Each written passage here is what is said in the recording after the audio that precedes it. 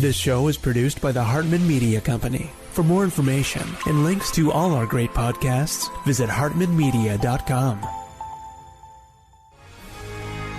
Welcome to the American Monetary Association's podcast, where we explore how monetary policy impacts the real lives of real people and the action steps necessary to preserve wealth and enhance one's lifestyle.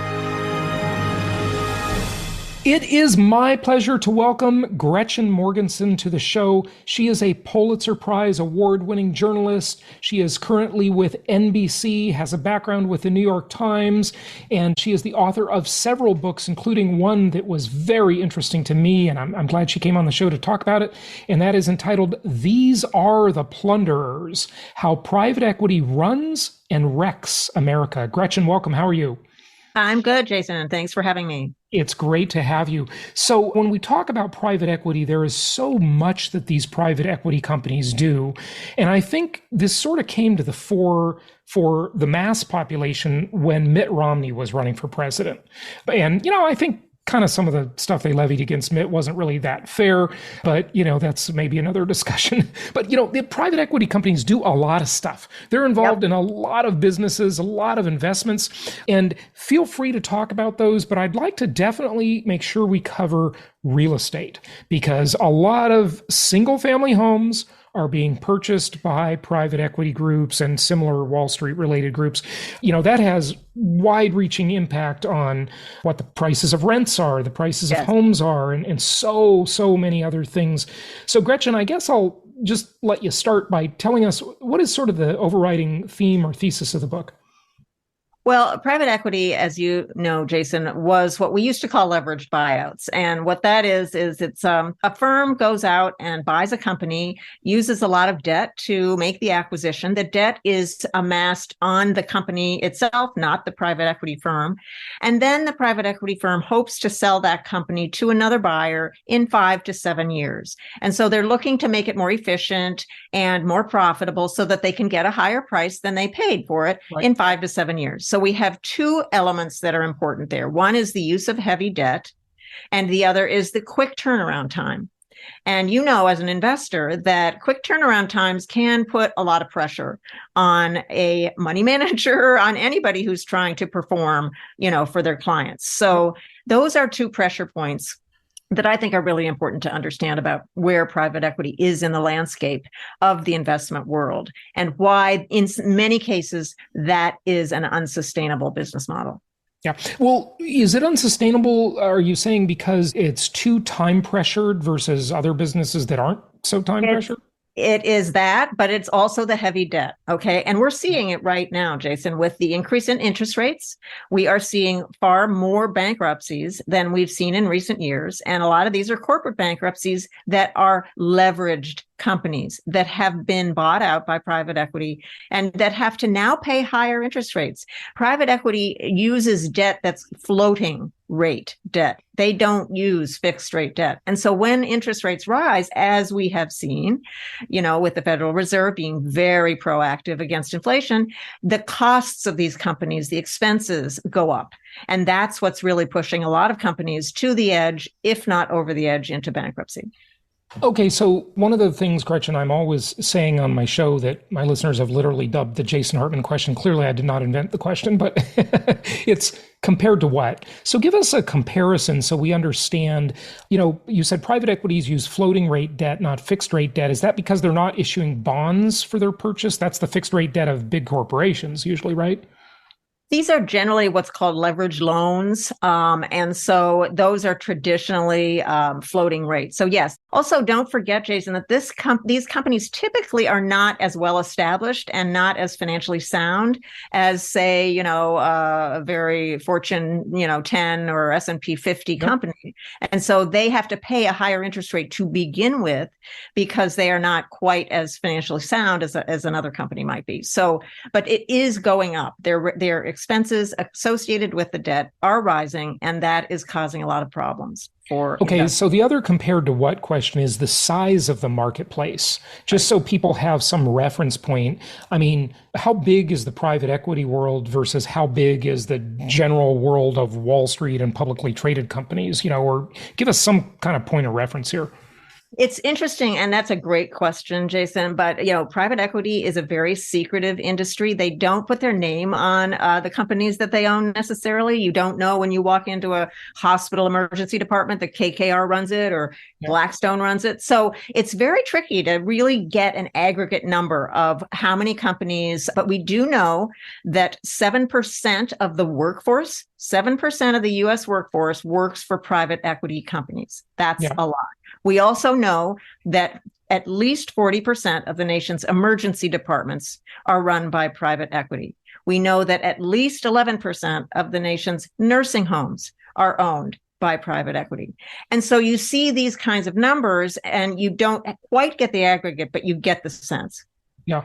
And one of the things I remember you talking about in the book is how they're so hyper focused on profitability that they come in and they cut wages and they decrease the standard of work, the working conditions of the staff. And they just you got to meet your numbers. You got to, it's like just this hyper focus on efficiency. But, it's sort of hard to criticize that really in the aggregate, Gretchen, because hey, that's business. Isn't that, the way businesses work? They have to work that way. And if they do work that way, don't they ultimately make the whole marketplace more competitive and bring a lower cost product to the consumer? I mean, this is up for debate. And, one of the areas where I would sort of disagree with my own question there, because I kind of think what I thought my answer was to that question, is now we're in this world where there's such a concentration of wealth at the top, where the CEOs of companies now earn hundreds of times what the rank and file workers earn. Whereas just a couple of decades ago, that was maybe they'd earn 80 times what the rank and file workers would get, not the minimum wage, the rank and file kind of middle workers. But now they're earning, 330 times. So how is that allowed to happen? And does it relate to private equity, or is that a separate issue? Well, I think that the corporate CEOs and the ratio that the SEC requires companies now to put in their financial documents, which is very helpful. It does illustrate this problem of the real disparity in wealth between the workers and the management class. And to your question about efficiency, it's really a good one, and it is what their argument is. Their argument is we make companies more efficient. What's wrong with that? We then want to sell them for a profit. What's wrong with that? That's the American way. Plus, we work for public pensions, and so we're benefiting pensioners and public workers. So, but the question is, to what end are these efficiencies? How are these efficiencies affecting customers, affecting workers, affecting pensioners when they buy out a company's pension? So, just one example, I think, is very telling.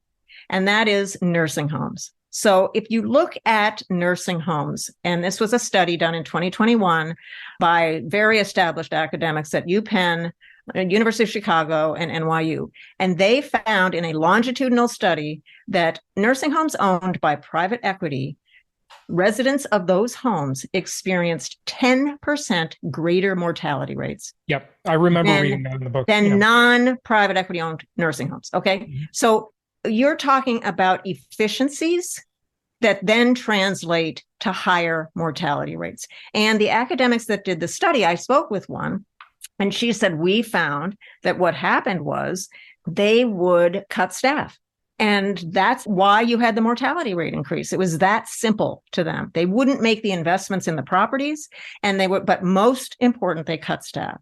And so if you want to talk about efficiency, I am all for efficiency, but not the kind of efficiency that benefits the owner at the expense of other stakeholders, at the expense of the workers, the customers, the pensioners. And that's really the question here, Jason. Do we want the kind of capitalism that benefits a wide array of constituents? Yep. I think we do. Just do we want the kind of capitalism that only benefits a very, very narrow slice of the population. So to give a little context on what Gretchen is talking about, context is important because really that sort of sea change in thinking started with who I think was a great economist, is Milton Friedman. Right. But, he also was the one who promoted this idea that the corporation has one sole mission only, and that is shareholder value, right? And, it became just too fierce, I think. It sounded good when he said it. In the context in which he lived, it was probably all right to say that. But it just became like so out of whack that we really have to understand, especially with the massive scale of some of these companies. And I'm looking at you, big tech, because you're just abusive beyond comprehension. These aren't really companies anymore. When a company has the revenue that is equivalent to the GDP of Ecuador, of many countries, it no longer gets the same privilege given by the 14th Amendment. Corporations are people, and they're not people. Okay, they don't go to jail. I mean, until they go to jail, they don't get the rights of people, in my opinion. I would love to ask Milton Friedman about this because, when he was operating, when he was writing, when he was researching, and I agree with you 100% on his bona fides, the CEOs of major American corporations were not making 400 and 500 and 1,000 times what their average worker was. It just was a different era. Right. And so while I understand the idea, it's very attractive to think that you can take one number and work on that number and help everyone. It really did not turn out to be that way. Yeah, I know. I'm people are criticizing me, saying I'm starting to sound like a socialist, but, I just think that when a class of the population has become so insanely rich that there's literally nothing for them to spend their money on because nobody makes the interest. Nobody makes anything that good. Yeah, you can't even spend the interest on your money, right? You got to really question whether this is the way it should be, I mean, if everyone were riding the wave and you didn't have this vast disparity between rich and poor in this country, if salaries had been going up commensurate with some of this in some fractional way, it would be different, but they haven't. And so you have this left behind, this enormous pool of people left behind, and this very tiny slice of the population doubling their money during COVID. I mean, it was just insane. Yeah. Well, I hate to admit it, but I'm one of them. My net worth almost doubled during COVID. I'm glad for you. I'm glad for you. But no, I get it. I get what you're saying. Many of our listeners are real estate investors, and they're constantly talking about what private equity companies are doing in the real estate market. Are they going to buy up all the houses? RFK has, made that part of his platform. Tell us what they're doing in real estate. And especially in single family homes, but feel free to talk about other real estate as well. What's your take on that? Well, they have gotten very deeply involved in commercial real estate, as you know, and that is causing problems for anybody who's in commercial real estate because we have the work from home population, and especially I see this in New York that buildings are 40% occupied or whatever, and those are that's not sustainable for people who own commercial real estate. So that's a big problem for everybody, not just private equity, for everybody right now. But private equity has gone, as you say, full force into single family homes and have really changed the environment in cities across the country. Small, medium, large cities have really changed the dynamics so that regular investors who mom and pop, smaller investors really are priced out of these markets. And first-time home buyers, honestly, are also priced out of these markets. And, we really do want, I think, to try to help other people gain the wealth creation that is a matter of course in real estate ownership. But if you've got these very wealthy, very high-powered firms buying up all of these properties, you're really going to crowd out a lot of other investors. Okay, so there's the crowding out effect because the private equity companies are bidding up the prices of the homes, right? And buying them en masse and, entire neighborhoods, et cetera. Okay, but here's where, are you sure about that? Because aren't these the same companies that we just were complaining that they're hyper efficient and hyper focused on profit? Why would they overpay? Well, they are not necessarily overpaying, but what I'm saying is they're crowding people out who might have a bid in the area, right? Who might want to make a bid on a property. Now, yes, they're paying more to make sure they get those properties out from under somebody else. But I think where they're doing their efficiency game is in not keeping up the properties and not maintaining them. This is what I've seen in a lot of my reporting. They also specialize in sort of gentrifying neighborhoods. And so what you find is the efficiencies are less about buying low and selling high and more about we're not going to mow the lawn, we're not going to fix the pipes, we're not going to make sure the heat is operative in this apartment or this home. Yeah, right. Okay. And that's a problem for the renters. And, obviously, but often my research has shown that if these renters have nowhere to go, and so it's not like they can vote with their feet. Yeah, right. So they sort of create, a semi-monopoly in a market, right? Yeah. And, if they have to pay $20,000 more, it's no big deal to them. That's like not even a rounding error for them versus a, typical home buyer. $20,000 is a big deal, right? On a first time buy. So that's the other thing. And, to answer my own question, they have so much capital to deploy that they've just got to deploy it. It's like a bulldozer. It just has to come through and just buy stuff. But where are they getting all the capital? Why do they have so much capital? How is it that investors have thrown so much money at them versus throwing that money at the other places they would normally invest? Great question. So the oxygen that these firms need to exist comes from public pension funds, big, huge funds like CalPERS, CalSTRS, New York State Common, all of these massive pension funds that have huge liabilities, huge pension obligations to their past workers, to their current workers, and to future workers. And so what they have done in, say, I would say starting in 2000 area like that, a little bit, CalPERS was ahead of the curve going in the 90s, started to go full force into private equity investments, even though they're opaque, even though they're illiquid, meaning you can't sell relatively quickly, even though you don't really know the value because there's no market, quote unquote, for them. You can't see what the S&P 500 did yesterday and value your portfolio based on that. So all of those negatives, they poured money into them in spite of those problems and drawbacks. So you had a huge investment over the period of the last 25 years in private equity by public pension funds. And they were searching for yield. They were searching for returns that they needed because they've been underfunded for many, many years. Now, initially, those private equity funds did create alpha. They did generate outsized returns over and above what the pension funds were getting in stocks, in bonds, et cetera, in real estate even sometimes. However, now, Jason, very interesting, those returns have disappeared. Mm-hmm. And so the pension funds that are all in on private equity are now being faced with a diminishing return in the asset class, and they have to really start to think about what the implications are for their obligations going forward. And can you give us some time reference points there? Like, when did the industry sort of gain so much traction? Like, many decades ago, I never heard of private equity. Where did it sort of come from?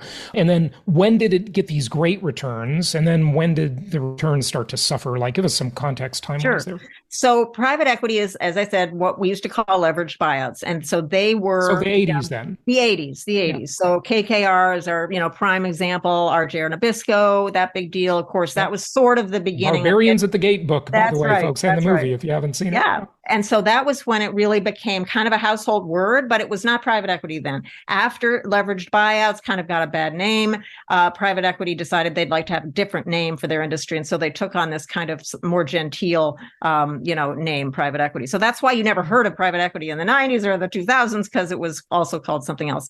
In the early 2000s and before, actually, you really did have arbitrage possibilities here. Okay, so you remember in RJ Nabisco, you had a period of time when stocks were in the doldrums. They were taking a beating. Nobody wanted to own stocks, right? All the way up until 1982. And so there was a big difference between the valuation that the market was putting on public companies and what those companies really were worth. And so the initial guys who were in this business were playing that arbitrage and doing it for a lot of money. Well, that continued in certain industries along the way through, like, say, 2010. And in healthcare was a big foray for them in the early 2000s. Because, of course, the nation spends 18% of GDP on healthcare. So, of course, it's a big, huge money pot. Yep. But it starts to diminish after the financial crisis of 2008. And so that's when you start to see the returns start to revert to the mean, revert to what you can get in an S&P 500 fund with a lot less opacity, a lot more liquidity, and low cost. Yeah. Okay. Anything more you can share with us about the real estate market and your thoughts on how private equity will impact that market? Now, before you answer, I do want to say that even though RFK has sort of made a big deal about this, and a lot of people have, their impact is bigger than it's ever been. And I'll just sort of, categorize private equity with all institutional buyers of single family homes. The impact is bigger than ever, right? It's never been this big a thing. But compared to the overall market, it's really still not that big. Okay. But many think they want to just buy up every home in America, make America a renter nation. You hear RFK parrot those kind of phrases, which I think are a little overkill. But, do you really think that's true, Gretchen? I mean, do they want to buy up every home in America? Could they buy up every home in America? And what would that mean? I think they only want to buy up the homes in America that really look to them to be undervalued and or a real opportunity for profit. Obviously, they're not buying up enormous numbers of apartments in New York City that are, very high priced. Right. What they'll do is they'll go and buy middle income and lower income neighborhoods and really sort of take those over because there's just a bigger play, I think, for profit there for them. But what is going to happen? It's very interesting. And I wish I had a crystal ball, but we can for certain say that the rise in interest rates is having a negative impact on the private equity business model, and especially in the real estate model. So you have much higher rates to borrow, and that just always translates to higher costs as an investor. So I think it's probably slowing down even as we speak, Jason. And so I think that you're really going to start to see, especially in commercial real estate, and we have seen it, some of these companies giving back the keys to properties where they're really sucking wind and pondering death. So, I mean, that's mostly on the office buildings, and we've seen that, and it's starting to, there's some real pain in the multifamily apartment market as well. But in the single family home market, the opposite, these groups seem to be very good at just getting hyper focused on rents and using rental management software algorithms. Yes. In fact, there's a lawsuit about that, which is kind of a fascinating lawsuit right now, that's saying it's discriminatory. And I don't know if it is or not. They're saying the algorithm's discriminatory of how it makes the rent increases.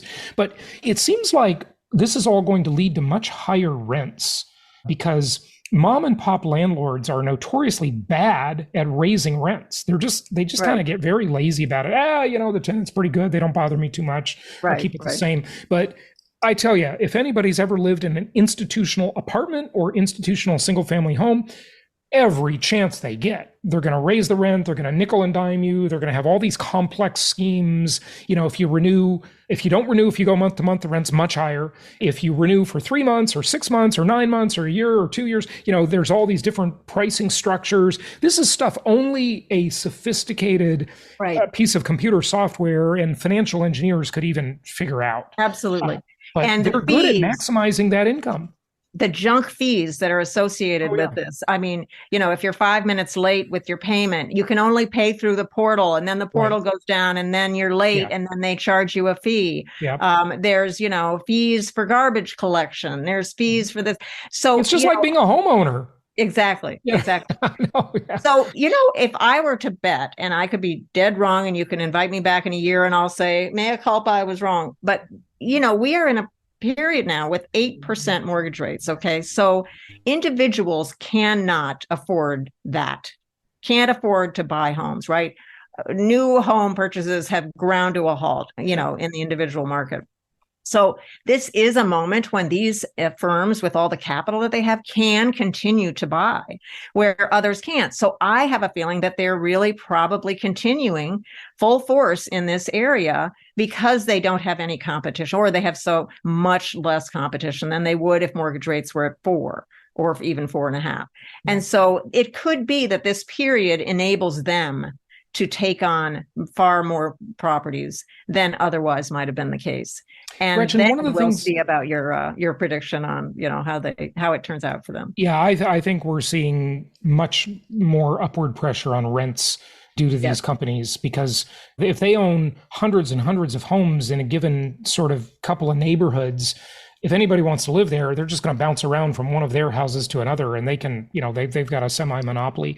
The other thing that I wanted to mention is that in my reporting about this in several cities, I've noticed that these firms figure it's a cost of doing business when they get in trouble with the local housing officials. For instance, if a local housing group comes in and says, and I'm talking about, the city officials, not, an individual group, but city officials come and say, okay, you're not mowing your lawn, you're not fixing the pipes, they're happy to pay the fees because they're minimal. They are minimal as far as their cost of doing business is concerned. And so when they do finally have to pay the piper, it's really not a lot of money. Yeah, well, the other thing they do is they have the power to lobby the government and to get things changed in their favor, which the mom and pop landlords don't have that power. So yeah, it's interesting too. But what I was going to ask you is, we started off, Gretchen, talking about how LBOs or leveraged buyouts work, where they saddle the company with a bunch of debt and then they pay the debt back through the company's own cash flow, which is really a phenomenal deal if you can get it. But how are they financing the single family home purchases? They're not getting individual loans on each property, right? No. What are they doing? They would be raising capital from, again, these big institutional investors. And then they would have that pool of capital and they would go in and try to be as efficient as possible to find a vast number of houses in, say, Nashville, Tennessee, or Cincinnati, Ohio, or Atlanta, or whatever. You name it. Yeah. And so, no, they are not doing it one mortgage at a time. So what is the cost of their debt and what are the terms? What do they look like? Do you know that? Are you aware of the cost of their debt? Right. So it depends on the balance sheet, right? Are they very, very sound financially? If so, then, they could probably get capital, in the 7-8 range. If they're not sound, if they're really levered, then you're going to be talking double digits, right? And how long? I mean, they're not getting 30-year fixed rate loans. No. What do the terms look like? Do they have 5 years, 7 years on those loans, or what? Generally with private equity, the holding period is like 7 to 10 years. Yeah. Okay. Interesting. Well, anything else you want to tell us? Any questions I didn't ask you that you want to share with listeners? Well, I think it's just important, again, to go back to that question that you mentioned, Milton Friedman, and what kind of capitalism do we want to have? And, it's one thing to have an idea that you want to get rich, and I am certainly for that, and I am on board, but, at the expense of whom? And so that's really the question that I think we as a people really want to ask. And so if you're benefiting the vast number of people, if you're benefiting your workers and your customers and your pensioners, et cetera, then great, go to town. I wish you the best. But if you're penalizing all of those people to make money for yourself, then that's a problem. Yeah. I mean, that's the whole idea of capitalism, is that it creates all these win-win relationships where people where free actors, hopefully rational actors in a marketplace, trade value because, hey, look, the thing you have is more important to me than the money I have. So I'm going to give you my money and you're going to give me your thing, right? And that works until you get either crony capitalism or monopolies and duopolies or lobbyists or a technocracy. Right? All of those things really kind of circumvent that free market and, what we thought capitalism was, and, worked pretty well for a long time. But, now you can see why it's not really capitalism in the typical sense anymore. Gretchen, any closing remarks, and give out your website? Well, I don't have a website, but I will say this, Jason, tell your investors that private equity is coming for their money now. because they have tapped out all the pension funds. The pension funds can't put any more money in. They are up to here in private equity. And so you'll see little stories here and there about trying to raise money from individuals, trying to raise money from high net worth individuals. Be careful out there, because these people don't have your interests at heart necessarily. They might sometimes, but be careful. Read the documents. Make sure you understand the illiquidity. Make sure you understand the costs. Make sure you understand the other negatives. But they are coming for the individual investor next, because they need a new pool of capital. Yeah. And Gretchen, a question I actually wanted to ask you earlier, about the pension funds. Yeah. We are on the verge of a pension crisis, not just in the US, but worldwide, that I don't think anybody really understands the magnitude of how significant this is. And, if you have these private equity groups that are investing that pension money, and they're just in it for, their gain, the short term, and, they're going to cash out, they're going to take a huge percentage of the deal. Are they going to manage those pension funds responsibly? I'm guessing what your answer is, but, any thoughts on that and what that's going to mean to people? They, like Friedman, believe that if they do the returns properly, that's all their obligation is, right? And so to the degree that they can beat the, benchmark, yes, they're going to be helping those pensions out. However, I would say this to your question, which is, I agree 100%, this enormous, real huge obligation out there that we are not going to be able to pay. The scariest thing involving private equity and pension obligations to me is that these firms are now going into the insurance business, and they are funding annuities and buying pension obligations from major corporations and managing those. And that scares me, because these are real risk takers. And I don't think the pensioners begin to understand what the risks are involved. Yeah, I think you're right. Gretchen, thank you so much. The book and your other great books are available in all the usual places, of course. Yep. This one is These Are the Plunderers, How Private Equity Runs and Wrecks America, as well as your other great books, too. Thank you so much for joining us. Thank you, Jason, and good luck to all your listeners. Thank you so much for listening. Please be sure to subscribe so that you don't miss any episodes. Be sure to check out the show's specific website and our general website, hartmanmedia.com, for appropriate disclaimers and terms of service. Remember that guest opinions are their own, and if you require specific legal or tax advice or advice in any other specialized area, please consult an appropriate professional. And we also very much appreciate you reviewing the show. Please go to iTunes or Stitcher Radio or whatever platform you're using and write a review for the show. We would very much appreciate that. And be sure to make it official and subscribe so you do not miss any episodes. We look forward to seeing you on the next episode.